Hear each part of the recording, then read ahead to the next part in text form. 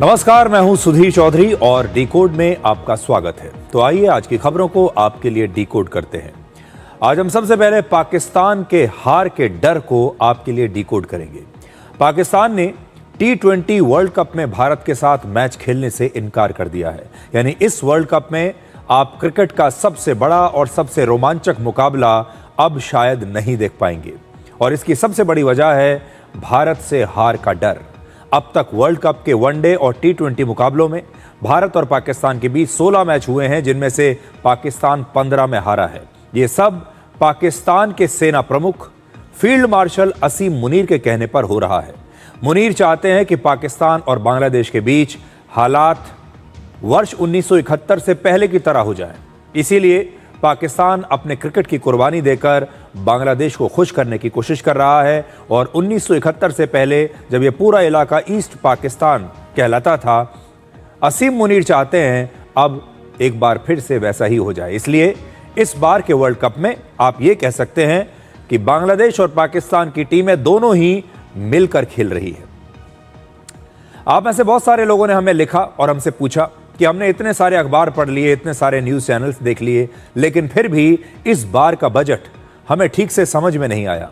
तो आज हम आपकी इस परेशानी को दूर करने के लिए इस बार के बजट को बिल्कुल सरल भाषा में आपको समझाएंगे। देश का बजट कोई जादुई किताब नहीं है। ये ठीक वैसा ही होता है जैसा आपके घर का बजट होता है, जिसमें हम पहले देखते हैं कि हमारी कमाई कितनी है, आमदनी कितनी है, खर्च कितना है, बचत कितनी होगी या फिर हमें बाहर से लोन लेना पड़ेगा। देश भी यही करता है और इसी हिसाब किताब का नाम होता है बजट।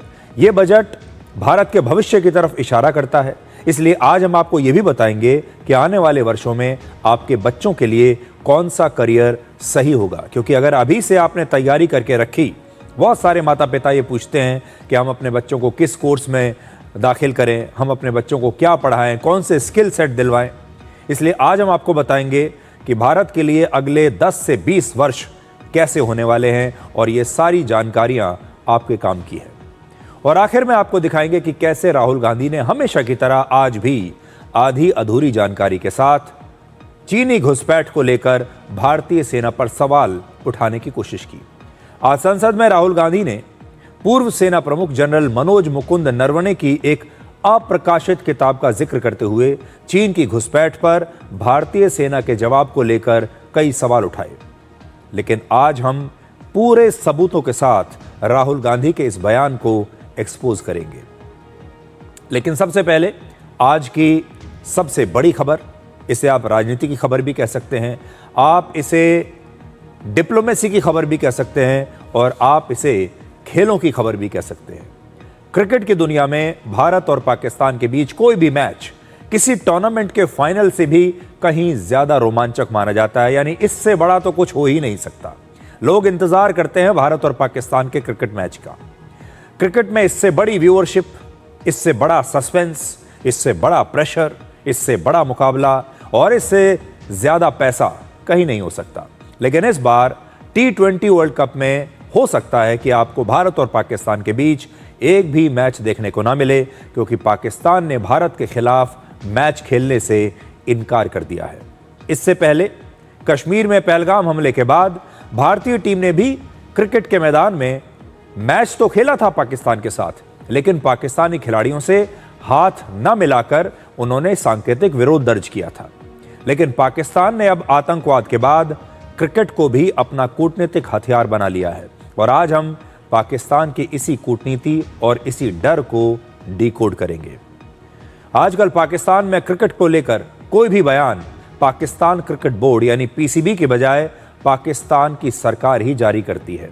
पाकिस्तान की सरकार ने रविवार यानी 1 फरवरी को एक बयान में कहा कि पाकिस्तान की क्रिकेट टीम को T20 वर्ल्ड कप में खेलने की इजाजत दी गई है, लेकिन पाकिस्तानी टीम 15 फरवरी को होने वाले भारत के साथ मैच में नहीं खेलेगी।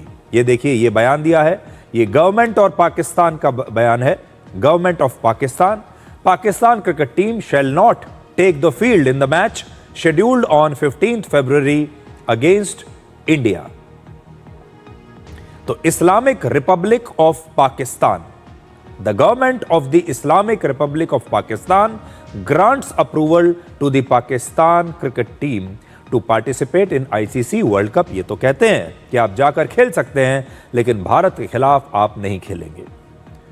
पाकिस्तान सरकार के इस फैसले पर अब इंटरनेशनल क्रिकेट काउंसिल ने कहा है कि वो पीसीबी के आधिकारिक बयान का इंतजार कर रही है। आईसीसी के मुताबिक वो राष्ट्रीय नीतियों में पाकिस्तान सरकार की भूमिका का सम्मान करती है, लेकिन यह फैसला अंतर्राष्ट्रीय खेल और दुनिया भर में क्रिकेट के फैंस, जिनमें पाकिस्तान के भी लाखों करोड़ों फैंस शामिल हैं, उनके हित में नहीं है और खेल भावना के अनुरूप ये नहीं है, आईसीसी का ये कहना है। आईसीसी ने कहा है कि उन्हें उम्मीद है कि पीसीबी अपने फैसले पर दोबारा विचार करेगा, क्योंकि इस फैसले का असर ग्लोबल क्रिकेट इकोसिस्टम पर भी पड़ेगा, जिसका पाकिस्तान क्रिकेट बोर्ड खुद भी एक सदस्य है और इसका लाभार्थी भी है। पाकिस्तान ने भारत के खिलाफ खेलने से मना किया है, इनकार कर दिया है, लेकिन भारत इस समय, भारत का जो स्टेटस है दुनिया भर के क्रिकेट में, वो वही है जो दुनिया की राजनीति में अमेरिका का है। आप कह सकते हैं कि भारत क्रिकेट की दुनिया का यूनाइटेड स्टेट्स ऑफ अमेरिका है और आईसीसी क्रिकेट की दुनिया का संयुक्त राष्ट्र जैसा है। आज क्रिकेट की दुनिया में भारत का उतना ही प्रभाव है जितना दुनिया की राजनीति में अमेरिका का प्रभाव है, और आईसीसी क्रिकेट में एक तरह से दुनिया के यूनाइटेड नेशंस के जैसा है। और इन दोनों में भारत का प्रभाव जबरदस्त है, क्योंकि इस समय आईसीसी के चेयरमैन हैं जय शाह, और जय शाह के पास आज कह सकते हैं आप उतनी ही ताकत है क्रिकेट की दुनिया में जितनी ताकत अमेरिका के राष्ट्रपति के पास है वैश्विक राजनीति में। ब्रॉडकास्टिंग से लेकर रेवेन्यू और प्रभाव तक क्रिकेट का पूरा इकोसिस्टम भारत के इर्द गिर्द घूमता है। यानी भारत क्रिकेट में सबसे बड़ा पावर सेंटर है। आप कह सकते हैं कि भारत क्रिकेट की दुनिया का सुपर पावर है। और इस समय जय शाह आईसीसी के चेयरमैन की कुर्सी पर बैठे हैं, इसलिए पाकिस्तान के साथ इस समय भारत का मुकाबला करना, चाहे वो क्रिकेट के मैदान में हो और या क्रिकेट के मैदान के बाहर हो, बहुत ही मुश्किल होने वाला है। और इसीलिए क्रिकेट में भारत की बात सुनी भी जाती है और अक्सर मानी भी जाती है। इस समय क्रिकेट में पाकिस्तान की पहचान सिर्फ भारत के साथ अपनी राइवलरी की वजह से है, और अब पाकिस्तान इससे भी पीछे हट रहा है। आप ये भी सोचिए कि पाकिस्तान की टीम असल में आज इतनी कमजोर हो चुकी है कि दुनिया में वो किसी भी और टीम के साथ खेलती है तो दर्शकों को उसमें कोई दिलचस्पी ही नहीं होती। आज पाकिस्तान का मैच देखने कोई नहीं जाता जहां पाकिस्तान की टीम खेल रही हो। उसका एक ही यूएसपी है, भारत के साथ मुकाबला, क्योंकि आज भी दुनिया में करोड़ों दर्शक भारत और पाकिस्तान का मुकाबला देखने के लिए आते हैं, क्योंकि ये पुराने राइवल्स हैं और इस राइवलरी को लोग देखने के लिए आते हैं क्रिकेट के मैदान पर। यह अलग बात है कि हर बार पाकिस्तान भारत से पिटकर ही जाता है, लेकिन तो भी भारत और पाकिस्तान का मैच करोड़ों लोग आज भी देखना चाहते हैं। भारत के करोड़ों लोग आज भी क्रिकेट के मैदान पर भारत की टीम से पाकिस्तान को पिटते हुए देखना चाहते हैं, उन्हें बड़ा मजा आता है। और पाकिस्तान इस बार खेलना नहीं चाहता, और इसकी सिर्फ एक ही वजह है, और वो है हार का डर। वर्ल्ड कप के वनडे और टी20 मुकाबलों में अब तक भारत और पाकिस्तान के बीच 16 मैच हुए हैं, और पाकिस्तान इनमें से सिर्फ एक मैच जीत पाया है, एक। बाकी के सारे मैच पाकिस्तान ने हारे हैं। 16 में से 15 मैच पाकिस्तान ने हारे हैं। जनवरी 2013 से लेकर अब तक, यानी पिछले 13 वर्षों में वनडे और टी20 के सभी मुकाबलों में भारत और पाकिस्तान के बीच कुल 24 मैच हुए हैं, जिनमें से 19 बार पाकिस्तान हारा है, सिर्फ 4 बार वो जीता है और एक मैच का नतीजा नहीं निकला। और ऑपरेशन सिंदूर के बाद भारतीय टीम भी पाकिस्तान के खिलाफ मैच न खेलने का फैसला कर सकती थी। आपको याद होगा जब भारत और पाकिस्तान के बीच मुकाबला हुआ था ऑपरेशन सिंदूर के ठीक बाद, हमारे ही देश में कितनी मांग उठी थी कि हमें पाकिस्तान के साथ नहीं खेलना चाहिए। लेकिन उस समय भी हमने आपसे कहा था कि अगर भारत ये मैदान छोड़ देता है तो पाकिस्तान को घर बैठे 2 पॉइंट एक्स्ट्रा मिल जाएंगे, और हम पाकिस्तान की मदद क्यों करें उसको पॉइंट्स देने के लिए। इसलिए हमने पाकिस्तान को ये पॉइंट्स दिलवाने की बजाय उसे मैदान में हराकर अपना बदला लिया, और सांकेतिक रूप से हमने पूरी दुनिया को बताया कि हम पाकिस्तान के बारे में क्या सोचते हैं। और आपको याद होगा तब भारत की टीम ने पाकिस्तान के साथ हाथ मिलाने से इनकार कर दिया था, तो हमने हाथ नहीं मिलाया, अपना विरोध दर्ज किया और पाकिस्तान को मैदान पर बुरी तरीके से पीटा। पाकिस्तान के सामने भी दो विकल्प थे, या तो वो मैच हार जाते और या फिर मैच का बहिष्कार करते। हार तो उनकी निश्चित थी ही, क्योंकि उनकी टीम इतनी कमजोर हो चुकी है। इसलिए उन्होंने दूसरा विकल्प अपनाया। पाकिस्तान को पता था कि भारत से मैच जीतना उनके लिए बहुत मुश्किल होगा, उनकी हार तय है। इसलिए पाकिस्तान को यह लगा कि बांग्लादेश का साथ देने के लिए, भारत का विरोध करने के नाम पर अगर हम इस मैच का ही बहिष्कार कर दें तो हम कोई पॉइंट स्कोर कर पाएंगे। इसलिए वो क्रिकेट के मैदान के बाहर पॉइंट स्कोर करना चाहता है, और क्रिकेट के अंदर अगर वो खेलते तब भी उनके पॉइंट कटते, और अगर वो इस मैच को छोड़ रहे हैं तब भी उनके पॉइंट कटेंगे। और उन्हें लगा कि इससे बढ़िया तो ये है कि हम हार कर जाएं इस मैच को, उससे बढ़िया ये है कि हम इस मैच का बहिष्कार ही कर दें। किसी खिलाड़ी को पता चल जाता है कि वो जीत ही नहीं पाएगा तो मैदान छोड़ के भाग जाता है। तो ये एकदम रन छोड़ वाले हैं, ये भाग गए हैं छोड़ के अपने क्षेत्र को। जब आप आए किसी भी चैंपियनशिप में तो बिना भेदभाव को आपको खेलना चाहिए। जैसा कि इन लोगों को हमने सिंदूर में पराजित किया और अन्य युद्धों में पराजित किया है, उसी प्रकार यहाँ भी पराजित हो जाएंगे, इसीलिए खेल ही नहीं रहे। हमारा तो मुंह लाल है सेब खा के, वो अपना मुंह लाल कर रहे हैं चाटा मार के। तो उनको समझ नहीं आ रहा कि आपके पास तो बर्बादी है। और देखिए शायद पाकिस्तानी प्लेयर्स रिलैक्स कर जाएं, क्योंकि उनको पता हारना तो है ही, तो थोड़ी बेइज्जती कम होगी। पर आप हार भी जाएंगे तो पर आप सर्वाइव तो करेंगे। आप देखिए सैंक्शंस लगेंगे, आपको पार्टिसिपेटिंग फी नहीं मिलेगी, आप वैसे ही बदनाम है। आपने पहले भी ऐसी हरकतें की हैं, एशिया कप में आपने हरकतें की, चैंपियंस ट्रॉफी में आपने ऐसी हरकतें की हैं। उसको मालूम है पाकिस्तान को कि वो जीत नहीं सकता, और ऐसे में उसने कहा इज्जत बचा लो, मरता क्या ना करता। ऐसी परिस्थिति में उन्होंने मैच नहीं खेलने का निर्णय लिया है। आईसीसी का स्टेटमेंट आया है जिसमें उन्होंने खेल भावना को लेकर कहा है, तो हम पूरी तरह आईसीसी से सहमत हैं। और लेकिन हम बीसीसीआई इस पर भी कोई टिप्पणी नहीं करेगी जब तक आईसीसी से हमारी बातचीत ना हो जाए। तो अभी आईसीसी भी इंतजार कर रहा है और बीसीसीआई भी इंतजार कर रहा है कि पाकिस्तान क्रिकेट बोर्ड औपचारिक रूप से उन्हें क्या बताता है। इतना फिर भी हम कहेंगे कि भारत और पाकिस्तान के मैच को देखने वालों की संख्या करोड़ों में है। लोग आज भी इस मैच को देखना चाहते हैं। लोग आज भी पाकिस्तान को हारते हुए देखना चाहते हैं भारत के हाथों। पाकिस्तान की टीम वैसे तो दुनिया भर की टीमों से हारती है, लेकिन वो मजा अलग ही है जब वो भारत की टीम से हारती है। इसलिए भारत के भी करोड़ों दर्शक, उन्हें एक अलग ही आनंद आता है जब वो पाकिस्तान को हारते हुए देखते हैं भारतीय टीम से। और पाकिस्तान के दर्शकों को जब वो देखते हैं कि वो अपने टीवी तोड़ रहे हैं, पाकिस्तान में अपनी ही टीम के खिलाफ विरोध प्रदर्शन हो रहे हैं, पाकिस्तानी फ्रस्ट्रेट हो रहे हैं, गुस्से में आ रहे हैं, अपनी टीम को अपशब्द कह रहे हैं, बुरा भला कह रहे हैं, ये सब का एक अलग मजा है। और इस बार भारत के दर्शकों को वो मजा शायद देखने को नहीं मिलेगा। इसलिए हम अब भी ये सोच रहे हैं और उम्मीद करते हैं कि पाकिस्तान क्रिकेट बोर्ड को सद्बुद्धि आएगी और हो सकता है कि वो खेलने को तैयार हो जाए। अब आपको भारत और पाकिस्तान के मुकाबलों का अर्थशास्त्र बताते हैं। भारत और पाकिस्तान के एक मैच का जो टर्नओवर होता है वो करीब 4,500 करोड़ रुपए के आसपास है। इसमें विज्ञापनों से लेकर मैच प्रसारण के अधिकार, स्पॉन्सरशिप्स, टिकट्स और अन्य सभी चीजें शामिल हैं। भारत और पाकिस्तान के मैच के दौरान सिर्फ 10 सेकंड के एक विज्ञापन की कीमत 25 लाख से 40 लाख रुपए तक होती है, जो टीवी पर और सोशल मीडिया पर आप देखते हैं। और यह दुनिया के किसी भी क्रिकेट मैच से कहीं ज्यादा दाम है। यह मैच नहीं हुआ तो सिर्फ विज्ञापनों से ही 200 से 250 करोड़ रुपए तक का नुकसान हो सकता है, और यह नुकसान भारत और पाकिस्तान दोनों देशों के क्रिकेट के बोर्ड्स को होगा। औसतन वर्ल्ड कप के किसी एक मैच की वैल्यू करीब 138 करोड़ रुपए होती है, लेकिन भारत और पाकिस्तान के मैच की वैल्यू इससे कहीं ज्यादा होती है। पाकिस्तान की टीम खुद अपनी मर्जी से यह मैच नहीं खेलने का फैसला कर रही है, इसलिए इस मैच से होने वाले रेवेन्यू के नुकसान में किसी भी तरह का इंश्योरेंस कवर उन्हें नहीं मिलेगा।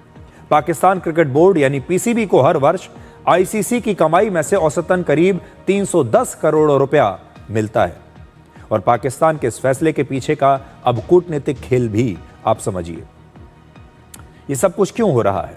ये सारा आइडिया है पाकिस्तान के सेना प्रमुख फील्ड मार्शल असीम मुनीर का। मुनीर चाहते हैं कि भारत और पाकिस्तान के बीच हालात जो हैं वर्ष 1971 से पहले की तरह हो जाए। तब बांग्लादेश पूर्वी पाकिस्तान हुआ करता था, ईस्ट पाकिस्तान कहलाता था, यानी पाकिस्तान का हिस्सा हुआ करता था बांग्लादेश, और इस समय बांग्लादेश पाकिस्तान की बी टीम बनकर खेल रहा है। तो इस बात को समझिए, 1971 से पहले यह ईस्ट पाकिस्तान था, पाकिस्तान का हिस्सा था बांग्लादेश।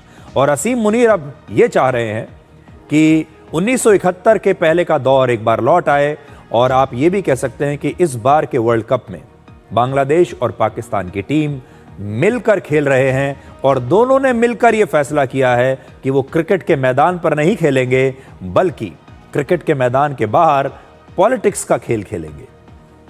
इस समय ना तो बांग्लादेश भारत के साथ क्रिकेट खेल रहा है, और ना ही पाकिस्तान भारत के खिलाफ मैच खेलना चाहता है। पाकिस्तान चाहता है कि वो बांग्लादेश को इस तरह से अपने साथ जोड़ ले कि वहां की जमीन को भी भारत के खिलाफ आगे चलकर इस्तेमाल कर पाए। यानी अब बांग्लादेश का विलय पाकिस्तान में करना तो संभव नहीं है, लेकिन पाकिस्तान हर वो संभव कोशिश करेगा जिससे बांग्लादेश अब पाकिस्तान का ही एक विस्तार बन जाए, एक्सटेंशन बन जाए, और एक समय ऐसा आए जब वो बांग्लादेश की जमीन को भारत के खिलाफ इस्तेमाल कर पाए, बांग्लादेश की जमीन का इस्तेमाल करके भी वो भारत पर हमला कर पाए। ये मंशा है जनरल असीम मुनीर की। पाकिस्तान और बांग्लादेश के अब क्रिकेट और कूटनीति पर एक नया गठबंधन बनाने की कोशिश में है, और पाकिस्तान भारत के साथ मैच न खेलकर बांग्लादेश का साथ देना चाहता है। इसलिए पूरी दुनिया ने देख लिया कि अब पाकिस्तान और बांग्लादेश की टीम एक साथ गठबंधन में है।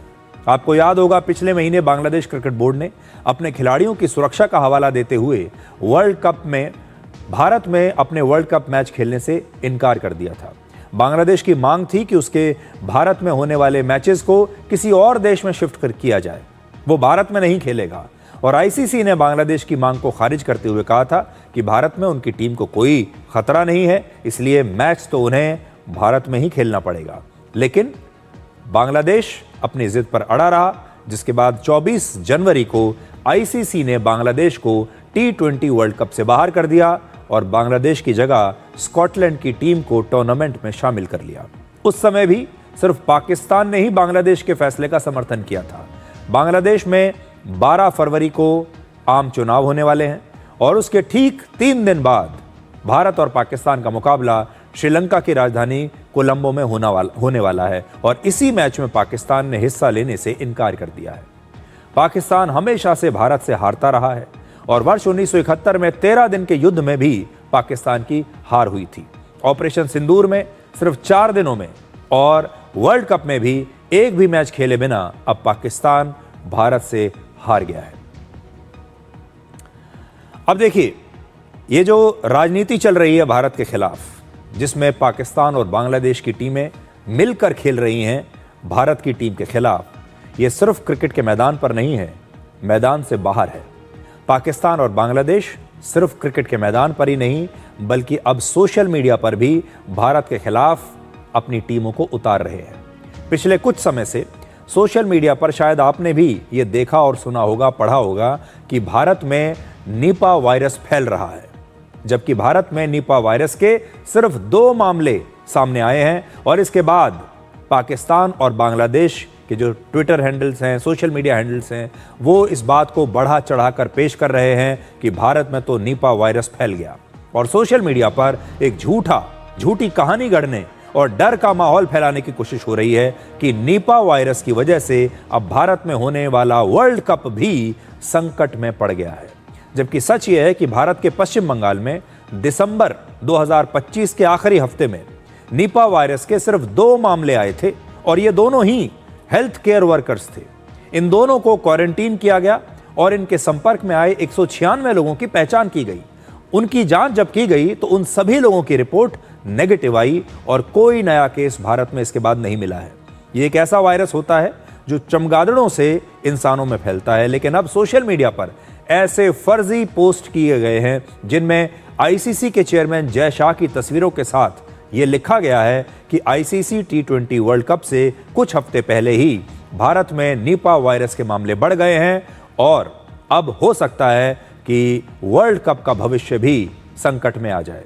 हालांकि ये सिर्फ अफवाह है, और इसमें जरा सी भी सच्चाई नहीं है। दुष्प्रचार किया जा रहा है भारत के खिलाफ। पाकिस्तान और बांग्लादेश के अखबार और वहां के सोशल मीडिया हैंडल्स मिलकर भी भारत के खिलाफ एक दुष्प्रचार कर रहे हैं, पूरा एक इकोसिस्टम बना रहे हैं। एक पाकिस्तानी पत्रकार ने 29 जनवरी को सोशल मीडिया पर पोस्ट किया कि भारत में निपा वायरस के 2 मामलों की पुष्टि के बाद पाकिस्तान में सभी एंट्री पॉइंट्स पर जांच के आदेश दे दिए गए हैं और इस पोस्ट को अब तक 91,000 से ज्यादा व्यूज मिल चुके हैं।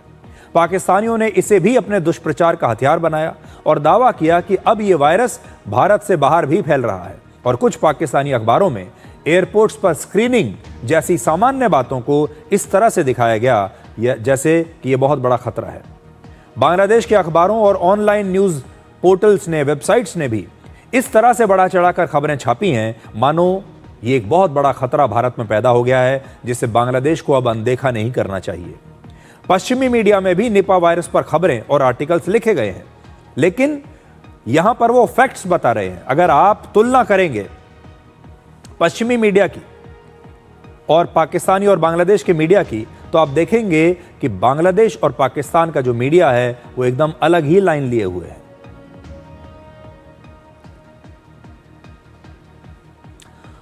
तो आज हम आपको यह भी बताना चाहते हैं कि पाकिस्तान से बहुत सारे सोशल मीडिया के हैंडल्स ऐसे हैं, बांग्लादेश में भी ऐसे बहुत सारे सोशल मीडिया हैंडल्स हैं। वहाँ के जो चैनल्स हैं, लोकल चैनल्स भी और अखबार भी, वो एक दुष्प्रचार कर रहे हैं अब भारत के खिलाफ कि भारत में निपा वायरस फैल रहा है, जबकि सिर्फ 2 केस भारत में अभी तक मिले थे।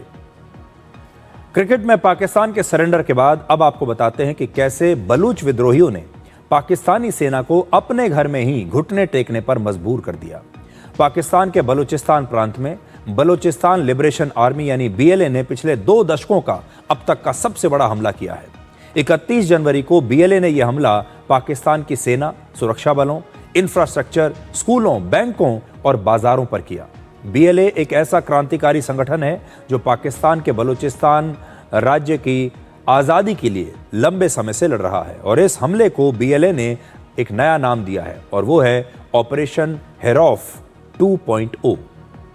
बलोची भाषा में हेरौफ का मतलब होता है काला तूफान और पाकिस्तानी सेना 40 घंटों तक इस तूफान का मुकाबला करने की कोशिश करती रही। ये सिर्फ एक हमला नहीं है, बल्कि इसे बलूचिस्तान में चल रहे संघर्ष का सबसे भीषण अध्याय अब माना जा रहा है।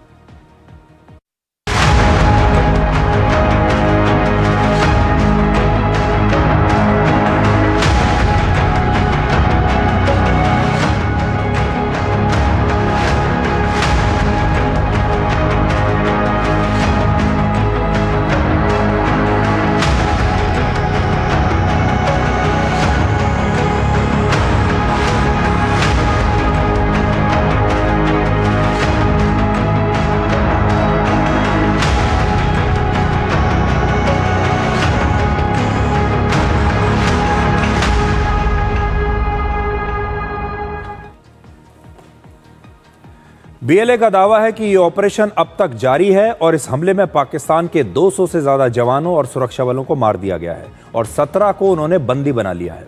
लेकिन पाकिस्तान के मुताबिक 40 घंटे की इस लड़ाई में उसके सिर्फ 17 सैनिक शहीद हुए हैं और उसने 177 बलोच विद्रोहियों को मार गिराया है। We managed to kill 145 terrorists in 40 hours. This is the highest number since Pakistan is facing this war on terror. Overall तो आपको पता है कि पूरा साल जो हमारी कारकर्दगी रही उसमें कोई 1500 प्लस जो है टेररिस्ट मारे गए हैं और उसमें 58,000 छोटे छोटे स्मॉल ऑपरेशंस जिनको IBOs कहते हैं वो किए गए हैं। They want us to surrender. We will not. हम 1000 साल तक ये जंग लड़ेंगे। This country is ours. This is our motherland. We'll fight for it. हम 1 सेकंड के लिए भी सरेंडर होने को तैयार नहीं है। ये इस तरह के 1000 हमले हम पर कर ले, डिस्टेबलाइज करेंगे हमें, लेकिन they can not take inch from us. BLA ने एक वीडियो भी जारी किया है और इस वीडियो में दिखाई दे रहा है कि 24 वर्ष की एक लड़की जिसका नाम है हवा बलूच, इसने ग्वादर में आधुनिक हथियारों से पाकिस्तानी सेना पर हमला किया और ये तस्वीरें इस हमले के दौरान ही रिकॉर्ड की गई थी। हवा बलूच ने बताया है कि पाकिस्तानी सेना कायर है और वो बलूच विद्रोहियों का सामना नहीं कर पा रही। इस वीडियो के रिकॉर्ड होने के करीब 12 घंटे बाद हवा बलूच पाकिस्तानी सेना से लड़ते हुए मारी गई और बलूच महिलाएं अब पाकिस्तान की सेना के लिए एक नई चुनौती बन गई हैं।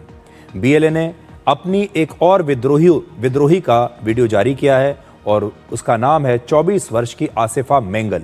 31 जनवरी 2026 को बलूचिस्तान के नोशकी इलाके में पाकिस्तानी खुफिया एजेंसी ISI के मुख्यालय पर एक सुसाइड हमले में आसिफा की मौत हो गई और इस बड़े हमले का नेतृत्व बीएलए के कमांडर ने किया जिसका नाम है बशीर जैब बलूच। और बशीर के इस वीडियो की आजकल बड़ी चर्चा हो रही है जिसमें वो बलूचिस्तान के एक सड़क पर मोटरसाइकिल चलाता हुआ दिख रहा है और आप भी आज इस वीडियो को देखिए।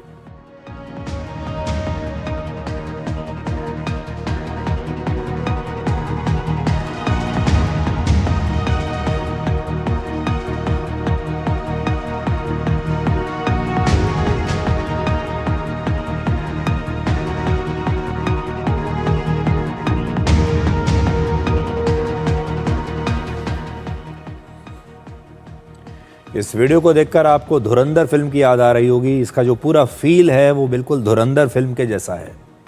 इस वीडियो को देखकर ऐसा लगता है मानो बलूचिस्तान के इस इलाके पर इन विद्रोहियों का कब्जा हो चुका है और 45 वर्ष का बशीर एक छात्र नेता था, लेकिन अब ये बलोच विद्रोहियों का एक नया पोस्टर बॉय बन चुका है।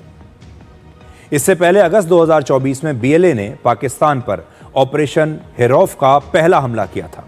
पाकिस्तान सहित अमेरिका, चीन और ईरान जैसे कई देश बीएलए को आतंकवादी संगठन घोषित कर चुके हैं और ये संघर्ष चीन के लिए एक बहुत बड़ी चुनौती है क्योंकि उसने करीब 4.5 लाख करोड़ रुपए का निवेश करके चाइना पाकिस्तान इकोनॉमिक कॉरिडोर और ग्वादर बंदरगाह बनाया और इस कॉरिडोर का बड़ा हिस्सा और ग्वादर बंदरगाह का भी बड़ा हिस्सा जो है वो बलूचिस्तान में ही है। ये ग्वादर बंदरगाह भी वहीं पर है।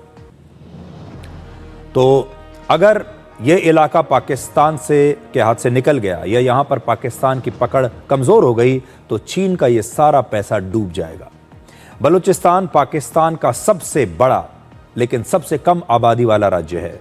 इसकी जनसंख्या लगभग 1.5 करोड़ है, लेकिन यह पाकिस्तान की कुल जनसंख्या का लगभग 6.2% है। बलूचिस्तान में नेचुरल रिसोर्सेज जैसे गैस, सोना और कॉपर की भरपूर मात्रा है, लेकिन स्थानीय लोगों को इसका कोई फायदा नहीं मिलता। बलूचिस्तान और पाकिस्तान के बीच संघर्ष की शुरुआत 1947 में हो गई थी। बलोचों का कहना है कि भारत और पाकिस्तान के बंटवारे के समय पाकिस्तान ने जबरदस्ती बलूचिस्तान पर कब्जा कर लिया और तभी से बलूचिस्तान में अलगाववाद की भावना रही है। अक्सर वहां विद्रोह होते रहते हैं जिन्हें पाकिस्तान की सेना बंदूक और ताकत के बल पर अक्सर कुचलती है। अब बात करते हैं भारत के भविष्य को बदलने वाले बजट की। वैसे तो बजट कल पेश हो गया था, लेकिन आप में से बहुत सारे लोगों ने हमें लिखा कि कई अखबार और न्यूज़ चैनल्स देखने के बाद भी, अखबार पढ़ने के बाद भी आपको बजट ठीक से समझ में नहीं आया। तो अब हम आपको बेहद आसान भाषा में बताएंगे कि देश का नया बजट आपके लिए क्या लेकर आया है। तो सबसे पहले आप ये समझिए कि बजट होता क्या है। देश का बजट बिल्कुल वैसा ही होता है जैसे आपके घर का बजट होता है, यानी आपकी आमदनी और खर्च के संतुलन का एक स्टेटमेंट होता है। सरकार का पूरे साल का जो कुल खर्च है वो है 53,47,000 करोड़ रुपए। इसको आप ध्यान से इस फिगर को देखिए, 53,47,000 करोड़ रुपए, जबकि सरकार की जो आमदनी है वो है लगभग 44 लाख करोड़ रुपए।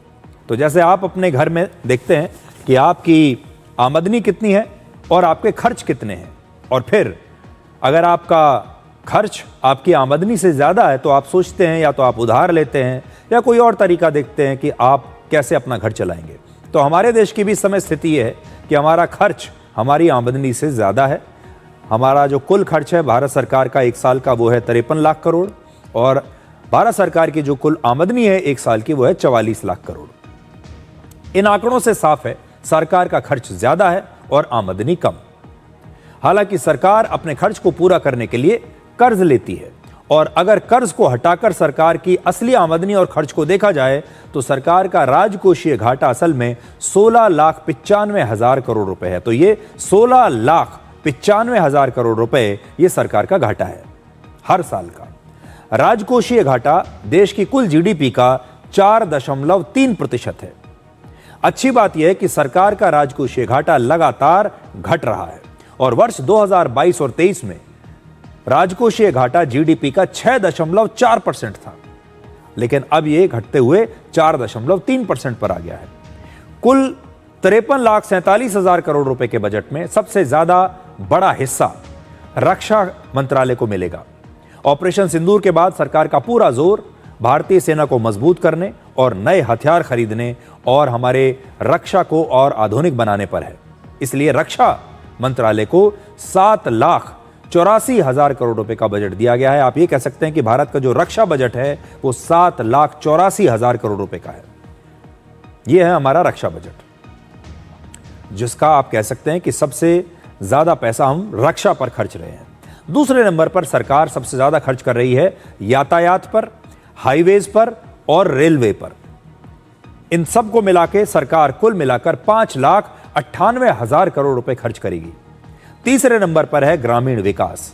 इस पर सरकार 2,73,000 करोड़ रुपए खर्च करेगी। इसमें ग्रामीण विकास को लेकर जितनी भी योजनाएं हैं अलग अलग, वो सबको हमने एक साथ डाल दिया है।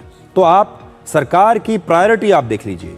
पहली प्रायोरिटी है देश की रक्षा, आप यहां देख सकते हैं। दूसरा है आपके लिए सड़कें बननी चाहिए, हाईवेज बनने चाहिए, रेलवे का विस्तार होना चाहिए, जिस पर सरकार लगभग 6 लाख करोड़ रुपए खर्च करने वाली है। और तीसरा है ग्रामीण विकास, ग्रामीण इलाकों का, गांव में रहने वाले लोगों का विकास। इसके बाद शिक्षा यानी एजुकेशन पर सरकार 1,39,000 करोड़ रुपए से ज्यादा खर्च करेगी। और पहली बार भारत सरकार स्वास्थ्य पर 1 लाख करोड़ रुपए से ज्यादा खर्च करने वाली है इस बार। आपको जानकर हैरानी होगी कि स्वास्थ्य, शिक्षा और ग्रामीण विकास को मिलाकर जितना खर्च होता है उससे सिर्फ थोड़ा सा कम ही खर्चा सरकार अलग अलग सब्सिडीज पर करती है। इस साल सरकार सब्सिडीज पर 4,55,000 करोड़ रुपए खर्च करेगी। तो सब्सिडीज भी हमारा एक बड़ा खर्चा है। और सब्सिडीज में जो हम मुफ्त राशन देते हैं वो भी एक सब्सिडी है, पेट्रोलियम पर सब्सिडी देते हैं, फर्टिलाइजर्स पर सब्सिडी देते हैं। ये सारी सब्सिडीज अगर आप मिला लें तो वो लगभग 4.5 लाख करोड़ रुपए के आसपास बैठती हैं।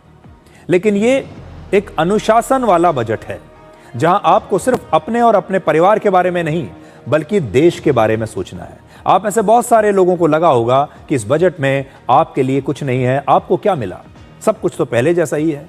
लेकिन ये एक लॉन्ग टर्म यानी दूरगामी बजट है, क्योंकि जब देश मजबूत होता है तो समाज मजबूत होता है, और समाज मजबूत होता है तो उसका फायदा आपको और आपके परिवार को भी मिलता है।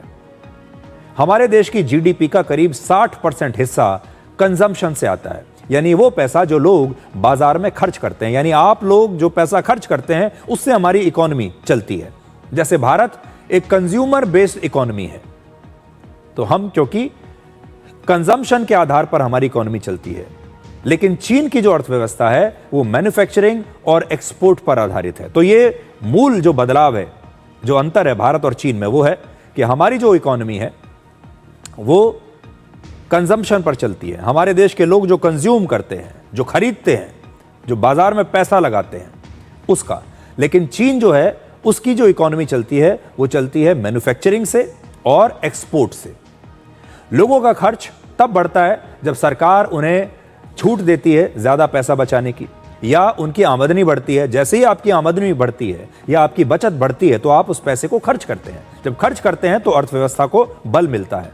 इस बार सरकार ने ऐसा कोई फैसला नहीं लिया जिससे आपका पैसा बच सके या आपकी आमदनी बढ़ सके या आपको टैक्स में कोई राहत मिले, ऐसा कोई फैसला नहीं। लेकिन आपको याद होगा पिछले साल दिवाली से पहले सरकार ने जीएसटी में लोगों को बहुत बड़ी राहत दी थी। इससे लोगों को सस्ते में बहुत सारा सामान मिला, बहुत सारी चीज़ों के जो दाम है वो घट गए, और इसकी वजह से लोगों ने ज़बरदस्त खर्चा किया बाजार में। उससे पहले पिछले साल के बजट में सरकार ने 12 लाख रुपए तक इनकम टैक्स में छूट दी थी। अब इस साल उसी की भरपाई करने के लिए सरकार ने कैपिटल एक्सपेंडिचर में रिकॉर्ड वृद्धि की है। अब कैपिटल एक्सपेंडिचर जो है हमारे देश का, उसे बढ़ाकर 12 लाख करोड़ रुपए से ज्यादा कर दिया गया, यानी सरकार 12 लाख करोड़ रुपए खर्चा करेगी। जबकि 4 साल पहले वर्ष 2022 और 23 में यह आंकड़ा 7 लाख करोड़ था। यानी तब से लेकर कहां 7 लाख करोड़ और अब 12 लाख करोड़। तो ये कैपिटल एक्सपेंडिचर क्या होता है अब ये समझिए। जब सरकार सड़कें बनवाती है, रेलवे लाइन बनाती है, पुल बनाती है, बिजली घर बनाती है, फैक्ट्रियां बनवाती है, यानी इंफ्रास्ट्रक्चर में अपना पैसा लगाती है, तो उसे कैपिटल एक्सपेंडिचर कहते हैं। और ये जो पैसा सरकार लगाती है, इससे देश की जनता को सुविधाएं मिलती हैं, सहूलियत मिलती है, देश की जनता को इससे रोजगार भी मिलता है, क्योंकि जब ये सारी चीजें बनाई जाती हैं तो इनका कंस्ट्रक्शन होता है। इनको कौन बनाएगा? हमारे ही देश के लोग बनाएंगे, हमारे ही देश की कंपनियां बनाएंगी, तो उन्हें रोजगार मिलता है।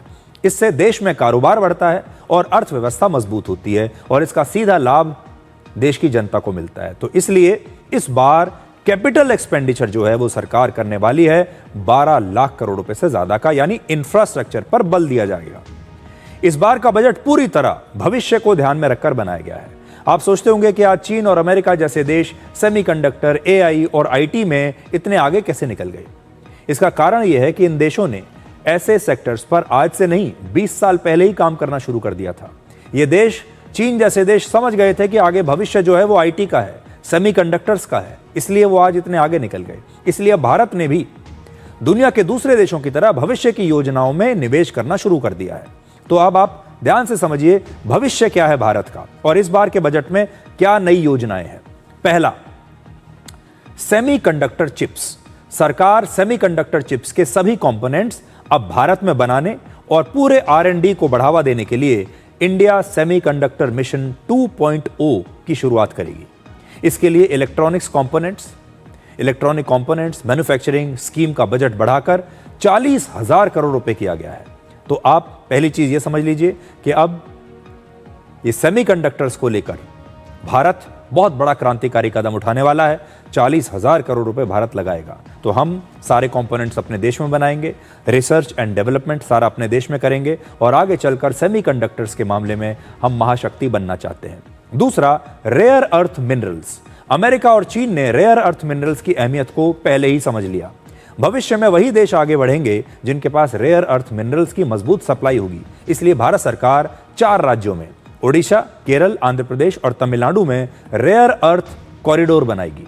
भारत में रेयर अर्थ मिनरल्स मौजूद तो हैं, क्योंकि रेयर अर्थ मिनरल्स के मामले में भारत चीन और ब्राजील के बाद पूरी दुनिया में तीसरे नंबर पर है। लेकिन इन रेयर अर्थ मिनरल्स को प्रोसेस करने की क्षमता और उसकी टेक्नोलॉजी अभी तक हमारे पास बहुत ही सीमित रही है। इसलिए हमारे पास ये मिनरल्स तो हैं, लेकिन हम इनका फायदा नहीं उठा पा रहे। अब हम इनका फायदा उठाएंगे। तीसरा, न्यूक्लियर पावर से बिजली का उत्पादन। इस बार भारत सरकार बिजली के लिए न्यूक्लियर पावर पर पहले से कहीं ज्यादा जोर दे रही है, और इसके लिए न्यूक्लियर पावर प्रोजेक्ट्स में आयात होने वाले तमाम कंपोनेंट्स पर, सामानों पर कस्टम ड्यूटी में छूट को 2035 तक बढ़ा दिया गया है। यह छूट अब सभी न्यूक्लियर प्लांट्स पर लागू होगी, चाहे उनकी क्षमता कितनी भी हो। इस समय देश के कुल बिजली उत्पादन में न्यूक्लियर पावर का हिस्सा लगभग 3% के आसपास है, और इस समय भारत में न्यूक्लियर पावर प्लांट से 8.78 गीगावाट बिजली का उत्पादन हो रहा है। सरकार चाहती है कि इसे 2031 और 32 तक 22.38 गीगावाट और फिर 2047 तक 100 गीगावाट तक बढ़ाया जाए। इसलिए न्यूक्लियर पावर को लेकर अब हमारे देश में बहुत ज्यादा जोर दिया जाएगा, क्योंकि किसी भी देश को चलाने के लिए आपको ईंधन चाहिए, और वो ईंधन कहां से आएगा? वो ईंधन अब न्यूक्लियर पावर प्लांट से आएगा, और अब देश में पहले के मुकाबले कहीं ज्यादा न्यूक्लियर पावर प्लांट्स बनेंगे और सरकार इसे प्रमोट करेगी। चौथा, डेटा सेंटर्स पर 0% टैक्स। दुनिया की हर बड़ी टेक कंपनी को डेटा सेंटर की आवश्यकता होती है। भारत सरकार चाहती है कि जो भी बड़ी बड़ी कंपनियां भारत में इस समय बिजनेस कर रही हैं, उनके डेटा सेंटर भी भारत में ही होने चाहिए। अब गूगल, मेटा, अमेजॉन और एप्पल जैसी बड़ी बड़ी टेक कंपनियां अगर भारत में अपने भारत के डेटा सेंटर्स का इस्तेमाल करती हैं, तो उन्हें वर्ष 2047 तक टैक्स में 100% छूट दी जाएगी। भारत को ग्लोबल टेक हब और डिजिटल इंफ्रास्ट्रक्चर का अहम केंद्र बनाने की दिशा में ये एक बहुत बड़ा कदम माना जा रहा है। इसलिए आप ये समझ लीजिए कि जो डेटा सेंटर्स हैं उन्हें बड़ी संख्या में डेवलप किया जाएगा, और ये सारी जो बड़ी कंपनियां हैं विदेशी, इनसे कहा जाएगा कि आप भारत के डेटा सेंटर्स का प्रयोग कीजिए, हम प्रमोट करेंगे और हम इसके बदले में आपको टैक्स की छूट देंगे 2047 तक। इसके बाद सरकार अब ऑरेंज इकोनॉमी में वर्ष 2030 तक 20 लाख नई नौकरियां पैदा करने वाली है। इन 20 लाख नौकरियों के लिए 20 लाख स्किल्ड और ट्रेंड प्रोफेशनल्स की जरूरत होगी, क्योंकि नौकरियां तो हैं हमारे पास, लेकिन इन नौकरियों को करेगा कौन? हमारे पास क्या ऐसे लोग हैं? और ये बात मैं इसलिए कह रहा हूं कि अक्सर हमारे देश के विपक्षी नेता ये बात करते हैं कि हमारे देश में तो बेरोजगारी बहुत बढ़ रही है, नौकरियां हैं ही नहीं। अब हम आपको आज बता रहे हैं 20 लाख नौकरियां अगले 4 साल में पैदा हो जाएंगी इस देश में। लेकिन इन नौकरियों को करने वाले लोग क्या हमारे पास हैं? तो हमारे पास फिलहाल भारत में इतने पर्याप्त संख्या में प्रोफेशनल्स नहीं हैं। ऑरेंज इकोनॉमी में क्या आता है? ऑरेंज इकोनॉमी क्या होती है? इसमें आर्ट, एंटरटेनमेंट, एनिमेशन और डिजाइन के जरिए क्रिएटिव कंटेंट के लिए एक बेहद सुनहरा मौका होता है। तो आप जो लोग हैं, जो डिजाइनिंग में हैं, जो ग्राफिक्स में हैं, जो एनिमेशन में हैं, जो डिजाइनिंग करते हैं, जो कंटेंट क्रिएटर्स हैं, वो सब मिलकर ये ऑरेंज इकोनॉमी बनाते हैं। अब देश के करीब 15,000 माध्यमिक स्कूलों में और लगभग 500 कॉलेजों में युवाओं को एनिमेशन और ग्राफिक डिजाइनिंग जैसे क्रिएटिव कंटेंट बनाने की कला सिखाई जाएगी, उन्हें ट्रेन किया जाएगा। इसके अलावा देश के 50 शहरों को अंतर्राष्ट्रीय पर्यटन के लिए तैयार किया जाएगा और 10,000 नए टूरिस्ट गाइड्स को ट्रेनिंग दी जाएगी। सरकार ने 2047 तक देश में 10 करोड़ विदेशी पर्यटक लाने का लक्ष्य रखा है। फिलहाल सिर्फ 1 करोड़ विदेशी पर्यटक ही भारत आते हैं हर साल। तो ये सारी नई चीजें हैं, ये भविष्य की तरफ इशारा करती हैं। इसलिए अब देश के पेरेंट्स और छात्राओं के लिए भी एक बड़ी खास खबर हमारे पास है। सरकार हमारे देश की स्कूली छात्राओं को ज्यादा से ज्यादा स्टेम कोर्सेज में शामिल करना चाहती है। स्टेम, STEM, इसका मतलब क्या है आपकी स्क्रीन पर है। इसके लिए देश के हर जिले में गर्ल्स हॉस्टल खोले जाएंगे। और स्टेम कोर्स का मतलब क्या है? साइंस, टेक्नोलॉजी, इंजीनियरिंग और मैथमेटिक्स। तो सरकार यह चाहती है कि हमारे देश की जो महिलाएं हैं, खास तौर पर हमारे देश की जो छात्राएं हैं जो इस समय स्कूल में पढ़ रही हैं, उन्हें साइंस पढ़नी चाहिए, टेक्नोलॉजी पढ़नी चाहिए, इंजीनियरिंग पढ़नी चाहिए, मैथमेटिक्स पढ़नी चाहिए। और हमारे देश के जो छात्राएं हैं, ये कुछ वर्षों के बाद जब स्कूल और कॉलेजों से बाहर निकलेंगी तो ये स्टेम सब्जेक्ट्स की मास्टर बन जाएंगी। इसकी वजह, इससे क्या होगा? हमारे देश की महिलाएं सशक्त होंगी, ज़्यादा शक्तिशाली बनेंगी, ये साइंस पढ़ेंगी, इंजीनियर्स बनेंगी, साइंटिस्ट बनेंगी। आज के विश्लेषण में आखिर में उन माता पिताओं के लिए भी जानकारी है जो अक्सर ये पूछते रहते हैं कि अपने बच्चे को भविष्य के लिए कैसे तैयार करें, हमें अपने बच्चों को क्या पढ़ाना चाहिए, किस कोर्स में एडमिशन दिलाना चाहिए कि उसकी आसानी से नौकरी लग जाए। तो अब ये बात जो मैं कहने जा रहा हूं, ये देश के पेरेंट्स के लिए है। तो अब ये समझ लीजिए कि आपको क्या करना है। सबसे पहली बात यह कि आने वाले समय में युवाओं को IT, AI यानी artificial intelligence, orange economy, semiconductor chips और रेयर अर्थ मिनरल्स जैसे क्षेत्रों में रोजगार के बड़े बड़े मौके मिलेंगे। डेटा सेंटर के सेक्टर में नौकरियों की बहुत अच्छी संभावनाएं होंगी। महिलाओं के लिए साइंस, टेक्नोलॉजी, इंजीनियरिंग और मैथमेटिक्स के क्षेत्रों में रोजगार के नए नए रास्ते खुलने वाले हैं। और भारत में आने वाले समय में इन क्षेत्रों में नौकरियां तो काफी होंगी, लेकिन स्किल्ड लोगों की संख्या हमारे पास कम होगी। इसलिए आज आपसे हम ये कहना चाहते हैं कि ये जो बजट है, ये भविष्य की तरफ इशारा कर रहा है। आप जो पारंपरिक तरीके सोचते हैं कि बच्चों को सिर्फ लोग सोचते हैं कि या डॉक्टर बना दें या इंजीनियर बना दें या फिर सिर्फ सरकारी नौकरी ले ली जाए, तो ये नए प्रकार की एक इकोनॉमी आज से कुछ वर्षों के बाद भारत में बनकर तैयार हो जाएगी। जो IT की इकोनॉमी है, ऑरेंज इकोनॉमी है, इसमें जो कंटेंट क्रिएटर्स हैं उनके लिए भी बहुत अच्छा चांस होगा। तो इस प्रकार के जो क्षेत्र हैं, इसमें हमें ज्यादा से ज्यादा लाखों प्रोफेशनल्स की जरूरत पड़ने वाली है अगले 4 से 5 साल में। क्या आप तैयार हैं इसके लिए? और 1 फरवरी यानी रविवार को जब बजट पेश किया गया तो शेयर बाजार में बहुत बड़ी गिरावट आ गई। ऐसा क्यों हुआ? बाजार 1000 अंक से ज्यादा टूट गया। इसकी एक बड़ी वजह यह रही कि फ्यूचर और ऑप्शन ट्रेडिंग पर सरकार ने टैक्स बढ़ा दिया। इस टैक्स को STT यानी सिक्योरिटीज ट्रांजैक्शन टैक्स कहते हैं। आजकल देश में बड़ी संख्या में युवा उधार लेकर शेयर बाजार में पैसा लगा रहे हैं, या ये कह लीजिए कि एक प्रकार से लॉटरी खेलने की कोशिश कर रहे हैं। वो इजी मनी यानी आसान पैसा कमाने की तलाश में है और इसी वजह से बहुत बार उन्हें भारी घाटा होता है। सेबी की एक रिपोर्ट बताती है कि फ्यूचर और ऑप्शन में ट्रेड करने वाले 90% से ज़्यादा रिटेल निवेशकों को नुकसान ही होता है, वो अपना पैसा गंवा देते हैं। सरकार चाहती है कि लोग शेयर बाजार को सट्टा बाजार ना समझें और बहुत ही समझदारी से अपना पैसा निवेश करें। इसीलिए सरकार ने अब इस पर एक नया टैक्स लगा दिया। जहां स्पेकुलेशन, हिंदी में सट्टा बोलते हैं, स्पेकुलेशन ज्यादा और समटाइम्स हाईली रिस्की, क्योंकि हमें मैसेज आता है लोगों से कि इधर बहुत लॉस भी फेस कर रहे हैं लोग जिनके हाथ में इतना एक्स्ट्रा पैसा भी नहीं है जिससे वो स्पेकुलेट कर सकते हैं। So this nominal increase is purely aimed at high speculation only to deter them. मकसद बोल रहे हैं, हाँ, उनको थोड़ा डिस्करेज करने के लिए। हम इसके खिलाफ नहीं है, जरूर एक्टिविटी जो होता है उसका रेस्पेक्ट करते हैं, मगर इतने लॉस और इतने छोटे छोटे लोग का लॉस को सरकार देखकर कैसे आप चुप रह सकते हो? डिटर करो थोड़ा उसको पीछे हटने के लिए। तो हम भी ऐसे तमाम युवाओं से, ऐसे सारे लोगों से ये कहना चाहते हैं, बहुत सारे लोगों ने अब स्टॉक मार्केट में पैसा लगाना शुरू किया है और वो सोचते हैं कि ये इजी मनी है, यानी एक सट्टे की तरह है या एक लॉटरी की तरह है, पैसा लगा दीजिए। लेकिन ज़्यादातर लोगों को इससे नुकसान होता है और जब भी आप स्टॉक मार्केट में पैसा लगाएं, बहुत ही सोच समझ कर 1000 बार सोचिए लगाने से पहले।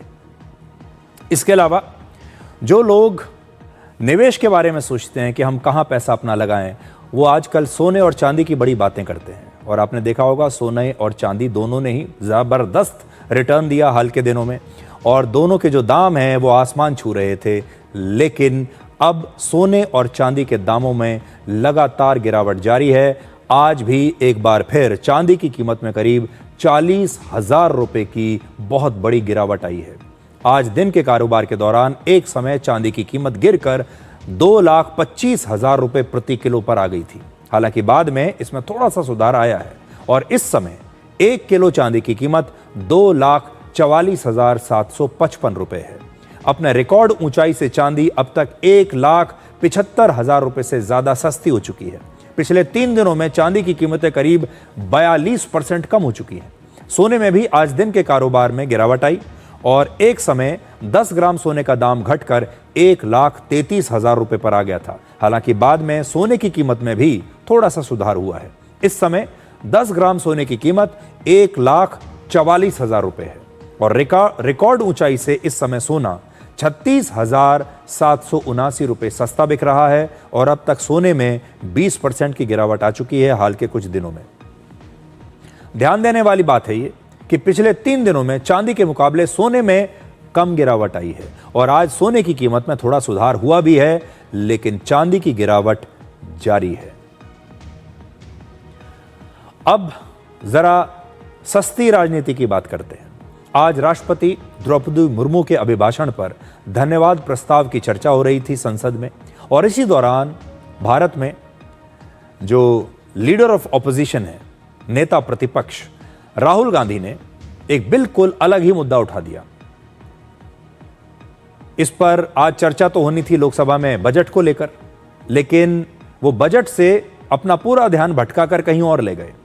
भारत के पूर्व army chief general Manoj Mukund Naravane ने एक किताब लिखी है जो अभी तक प्रकाशित नहीं हुई है। हालांकि उस किताब के कुछ अंश एक मैगजीन ने छाप दिए।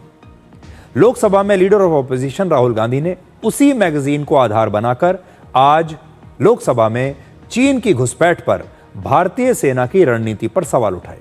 राहुल गांधी ने इस अप्रकाशित किताब के आधार पर दावा कर दिया कि वर्ष 2020 में कैलाश रेंज में चीन की सेना को रोकने के लिए भारतीय सेना को स्पष्ट निर्देश नहीं दिए गए थे सरकार की तरफ से। राहुल गांधी ने अगस्त 2020 की उस घटना का जिक्र किया जब गलवान संघर्ष के 2 महीने बाद LAC पर भारत और चीन की सेनाएं एक दूसरे के आमने सामने आ गई थी। तो राहुल गांधी ने एक बहुत बड़ा आरोप लगा दिया भारत के एक पूर्व सेना प्रमुख की उस किताब का हवाला दे दिया जो किताब अभी तक छपी ही नहीं है, और बहुत गंभीर आरोप लगा दिए, ऐसे आरोप जो चीन को मदद करते हैं।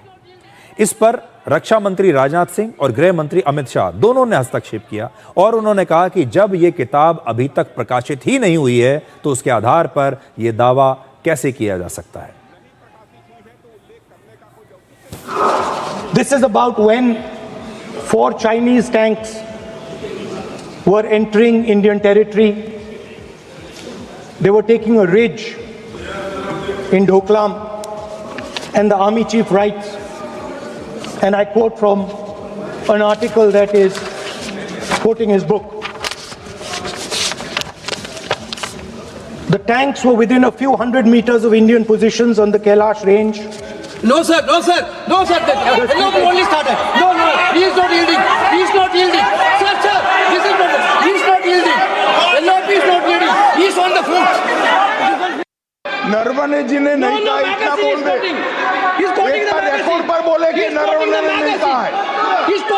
रक्षा मंत्री जी इतना ही कह रहे हैं कि नरवणे जी की पुस्तक को आप रिफर कर रहे हो, तो वो प्रकाशित हुई या नहीं हुई, वो स्पष्टता करें। नरवणे की रिपोर्ट नहीं है, नरवणे का पुस्तक नहीं है, इतना स्पष्टता करे। मैगजीन तो कुछ भी लिख सकता है। क्या वह पुस्तक प्रकाशित हुई है जिसमें यह सब सारी बातें उन्होंने लिखी हैं? यदि प्रकाशित हुई है तब तो आप उसका उल्लेख करिए, नहीं प्रकाशित हुई है तो उल्लेख करने का कोई औचित्य नहीं है। अध्यक्ष महोदय, ये लीडर अपोजिशन सदन को गुमराह करने की कोशिश कर रहे हैं। मैं आपसे अनुरोध करना चाहता हूं, इन्हें किसी भी सूरत में यह बात बोलने की यहाँ पर इजाजत नहीं दी जानी चाहिए। आज बड़ा सवाल यह है कि भारत के पूर्व आर्मी चीफ ने एक किताब लिखी, वो किताब अभी तक छपी नहीं है। उस किताब के कुछ अंश शायद लीक हो गए, वो अंश कितने सही हैं कितने गलत हैं कोई नहीं कह सकता।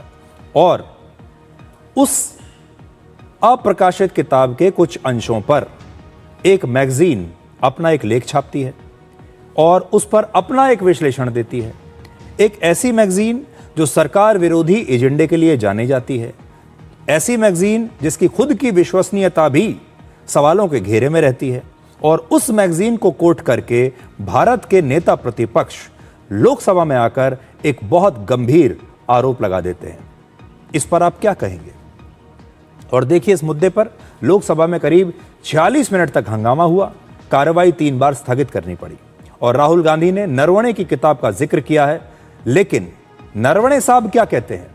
जनरल नरवणे खुद कई बार अलग अलग इंटरव्यूज में ये कह चुके हैं कि चीन ने भारत की 1 इंच जमीन पर भी कब्जा नहीं किया और भारतीय सेना ने चीन को जबरदस्त जवाब दिया था। अब सोचिए, जनरल नरवणे अपने इंटरव्यू में कुछ और बात कह रहे हैं और राहुल गांधी उन्हीं की किताब का हवाला देते हुए उससे बिल्कुल उलट बात कह रहे हैं। आज हम आपको जनरल नरवणे का एक पुराना इंटरव्यू दिखा रहे हैं और देखिए वो क्या कहते हैं। I think not only of the PLA itself, but I feel it diminished the stature of China as a country in the global eyes. Because after this clash occurred and we showed that it is possible to stand up to China, who tries to bully its smaller neighbors. Once we did that, I think from Canada to Lithuania to Europe to Philippines, everyone actually, got that feeling that yes, if you're fighting for what is correct, if you have a principled stand, it is possible to take a stand even against China. तो general Naravane जो हैं वो तो इस interview में बिल्कुल अलग बात कह रहे हैं। वो तो कह रहे हैं कि भारतीय सेना बिल्कुल चीन को करारा जवाब दे रही थी। अब बड़ी बात यह है कि हर बार जब भी भारतीय सेना कभी चीन की सेना के सामने खड़ी होती है, कभी पाकिस्तान की सेना के सामने खड़ी होती है, एक नेता ऐसे हैं जो हमेशा भारत की सेना से सबूत मांगते हैं। एक नेता हमारे देश में ऐसे हैं जो हमेशा भारतीय सेना से ही सवाल पूछते हैं और उस नेता का नाम है राहुल गांधी। और राहुल गांधी ने एक बार फिर से भारतीय सेना पर ही सवाल उठाया, भारतीय सेना पर ही उंगली उठाई है और चीन की घुसपैठ को लेकर भारतीय सेना की जो नीति रही है अब तक उस पर सवाल किया है। और वो ये कहते हैं कि सरकार ने स्पष्ट जो है इंस्ट्रक्शंस सेना को नहीं दिए थे। अब एक छोटे से ब्रेक के बाद आपको दिखाएंगे कि प्रधानमंत्री मोदी और अमेरिका के राष्ट्रपति डोनाल्ड ट्रंप के बीच अब से थोड़ी देर पहले फोन पर बातचीत हुई है। इस बातचीत में क्या हुआ आपको दिखाएंगे।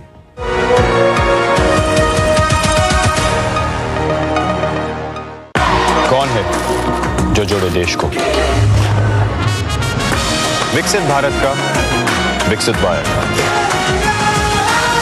क्या तनाव आपके मानसिक और शारीरिक स्वास्थ्य पर बुरा असर डाल रहा है और आप समय प्रबंधन नहीं कर पा रहे? तनाव प्रबंधन के लिए टेलीमानस के 14416 पर संपर्क करें। हेलो, ये कॉल ट्राई से है। गैर कानूनी उपयोग के कारण आपका नंबर 2 घंटे में बंद हो जाएगा। अधिक जानकारी के लिए 1 दबाएं। ये संभावित फ्रॉड कॉल है। ट्राई कभी भी आपको ऐसे कॉल नहीं करता। फ्रॉड का शिकार मत बनो और बचो। ऐसे फ्रॉड कॉल्स का इलाज है 1930 या साइबर क्राइम वेबसाइट या ट्राई DND ऐप के जरिए ऐसे कॉल्स को रिपोर्ट करो। याद रखो, कोई भी कॉल जो ट्राई के द्वारा नंबर बंद करने, टावर लगाने की परमिशन देने, डिजिटल गिरफ्तारी या बैंक अकाउंट की जांच करने की धमकी दे, वो फर्जी है। ट्राई ऐसा कॉल कभी नहीं करता। जालसाज हमेशा आपको फंसाने की कोशिश करेंगे, मगर सोचो, समझो, बचो और रिपोर्ट करो। बच्चों को सर्टिफिकेट मिले तो कितना अच्छा लगता है ना। और अगर आपके आटे को भी मिले तो? गेहूं की क्वालिटी, आटे की शुद्धता, रोटी की सॉफ्टनेस के लिए सर्टिफिकेट अगर होता तो है ना। आशीर्वाद आटा का क्वालिटी सर्टिफिकेट। बैग स्कैन करो, खुद चेक करो। आशीर्वाद आटा, क्वालिटी का वादा, लिख के ले लो। हेलो, ये कॉल ट्राई से है। गैर कानूनी उपयोग के कारण आपका नंबर 2 घंटे में बंद हो जाएगा। अधिक जानकारी के लिए 1 दबाएं। ये संभावित फ्रॉड कॉल है। ट्राई कभी भी आपको ऐसे कॉल नहीं करता। फ्रॉड का शिकार मत बनो और बचो। ऐसे फ्रॉड कॉल्स का इलाज है 1930 या साइबर क्राइम वेबसाइट या ट्राई DND ऐप के जरिए ऐसे कॉल्स को रिपोर्ट करो। याद रखो, कोई भी कॉल जो ट्राई के द्वारा नंबर बंद करने, टावर लगाने की परमिशन देने, डिजिटल गिरफ्तारी या बैंक अकाउंट की जांच करने की धमकी दे, वो फर्जी है। ट्राई ऐसा कॉल कभी नहीं करता। जालसाज हमेशा आपको फंसाने की कोशिश करेंगे, मगर सोचो, समझो, बचो और रिपोर्ट करो। कौन है जो जोड़े देश को? विकसित भारत का, विकसित भारत का।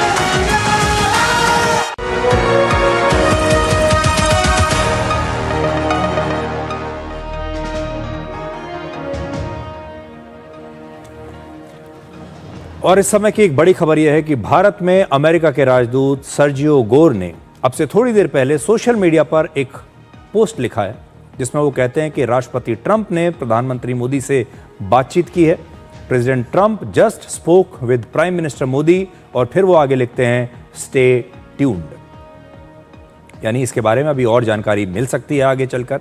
भारत पर 50% टैरिफ लगाने के बाद ये प्रधानमंत्री मोदी और राष्ट्रपति ट्रंप के बीच चौथी बातचीत है, और पिछले साल दोनों नेताओं के बीच 8 बार बातचीत हुई थी, और इससे पहले आखिरी बार 11 दिसंबर को दोनों नेताओं के बीच फोन पर बातचीत हुई थी। लेकिन इसके साथ ही राष्ट्रपति ट्रंप ने भी ट्रुथ सोशल पर एक पोस्ट लिखा है, जिसमें दिल्ली के इंडिया गेट की तस्वीर के साथ उन्होंने एक सांकेतिक जो है संदेश लिखा है। ये देखिए, ये उनका नया पोस्ट है जो उन्होंने लिखा है।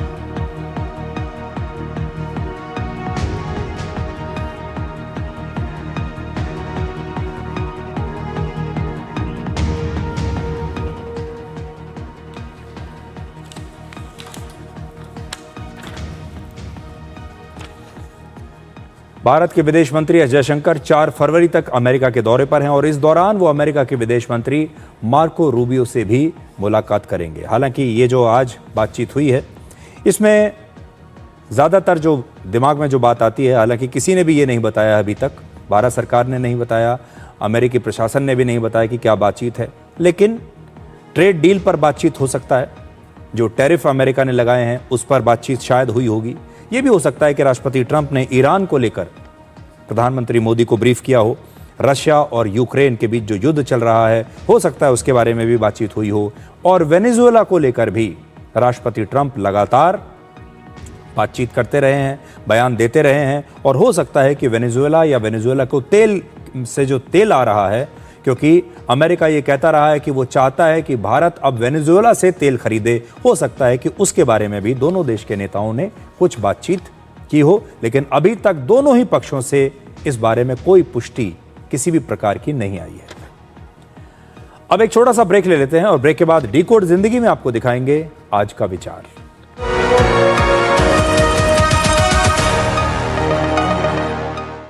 कौन है जो जोड़े देश को? विकसित भारत का विकसित भारत। विदिशा डिटर्जेंट पाउडर और केक जो दाग धब्बे निकाले प्यार से। विदिशा डिटर्जेंट पाउडर और केक, अब चमकिए प्यार से। गोल्डी मसाले के 100 ग्राम के स्पेशल पैक्स में फ्रेशनेस लॉक है। ऐसे गोल्डी मसाले जहां जाएं रिश्ते बनाएं। हेलो, ये कॉल ट्राई से है। गैर कानूनी उपयोग के कारण आपका नंबर 2 घंटे में बंद हो जाएगा। अधिक जानकारी के लिए 1 दबाएं। ये संभावित फ्रॉड कॉल है। ट्राई कभी भी आपको ऐसे कॉल नहीं करता। फ्रॉड का शिकार मत बनो और बचो। ऐसे फ्रॉड कॉल्स का इलाज है 1930 या साइबर क्राइम वेबसाइट या ट्राई डीएनडी ऐप के जरिए ऐसे कॉल्स को रिपोर्ट करो। याद रखो, कोई भी कॉल जो ट्राई के द्वारा नंबर बंद करने, टावर लगाने की परमिशन देने, डिजिटल गिरफ्तारी या बैंक अकाउंट की जांच करने की धमकी दे, वो फर्जी है। ट्राई ऐसा कॉल कभी नहीं करता। जालसाज हमेशा आपको फंसाने की कोशिश करेंगे, मगर सोचो, समझो, बचो और रिपोर्ट करो। इस देश की हर माँ, बच्चे, बूढ़े, जवान, खिलाड़ी, डॉक्टर, इंजीनियर, सबको गाय भैंस की दूध की शक्ति पर भरोसा है। पर जब इन पशुओं को कपिला पशु आहार मिलेगा, तभी तो दूध सिर्फ ज्यादा ही नहीं, शक्ति से भरपूर भी होगा। कपिला पशु आहार, देश का नंबर 1 पशु आहार।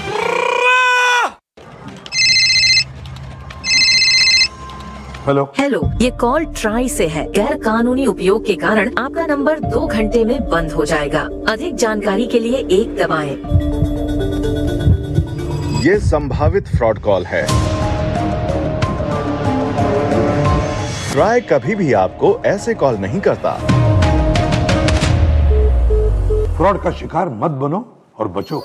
ऐसे फ्रॉड कॉल्स का इलाज है 1930 या साइबर क्राइम वेबसाइट या ट्राई डीएनडी ऐप के जरिए ऐसे कॉल्स को रिपोर्ट करो। याद रखो, कोई भी कॉल जो ट्राई के द्वारा नंबर बंद करने, टावर लगाने की परमिशन देने, डिजिटल गिरफ्तारी या बैंक अकाउंट की जांच करने की धमकी दे, वो फर्जी है। ट्राई ऐसा कॉल कभी नहीं करता। जालसाज हमेशा आपको फंसाने की कोशिश करेंगे, मगर सोचो, समझो, बचो और रिपोर्ट करो। क्या आप परेशानियों से घिरे हैं? मन भारी है और कोई रास्ता नजर नहीं आ रहा? याद रखें, समाधान आपके पास है। टेलीमानस के निशुल्क नंबर 14416 पर कॉल करें। कहीं से भी, कभी भी, 24 घंटे यह सुविधा उपलब्ध है। यहाँ आपकी बात सुनी जाती है, समझी जाती है और आपको सही दिशा दी जाती है। आप अकेले नहीं हैं, मदद बस एक कॉल दूर है। कौन है जो जोड़े देश को? विकसित भारत का विकसित भारत।